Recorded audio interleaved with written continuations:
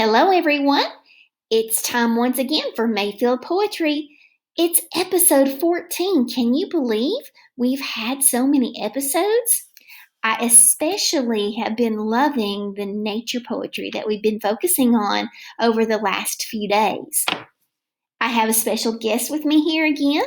Brady is here. What's up? We're going to talk to you a little bit more about Robert Frost. Yesterday, I introduced Robert Frost to you, and it was amazing to hear his poem, The Road Not Taken. I also told you yesterday that Robert Frost won lots of awards. So let's take a little bit of time to look at the accomplishments of this famous poet. Robert Frost won the Pulitzer Prize in 1924 for his book titled New Hampshire, a poem with notes and grace notes. He won another Pulitzer Prize in 1931 for his work called Collected Poems. Again, he won a third Pulitzer in 1937 for a further range.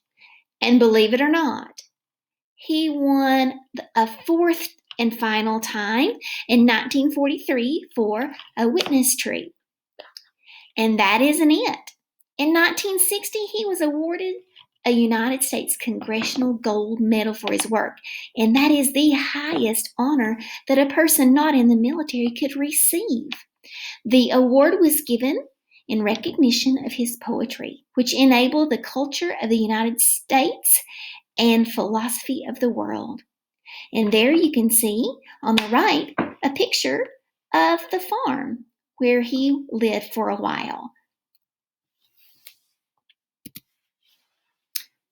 What do you like about winter? That's what I thought you'd say. I thought you would say snow. Here is another very famous poem by Robert Frost called Stopping by Woods on a Snowy Evening. Brady is going to join me in reading this very special poem. But before we do, remember, I told you that Robert Frost's poetry had a simple meaning, and then when you read it again, you realize it has an even deeper meaning. I want you to listen and think about what is the real meaning behind this poem, Stopping by Woods on a Snowy Evening. Whose woods these are? I think I know. His house is in the village, though. He will not see me stopping here to watch his woods fill up with snow. My little horse must think it queer to stop without a farmhouse near, between the woods and frozen lake, the darkest evening of the year. He gives his harness bells a shake to ask if there is some mistake. The only other sounds the sweep of easy wind and downy flake. The woods are lovely, dark and deep, but I have promises to keep, and miles to go before I sleep, and miles to go before I sleep.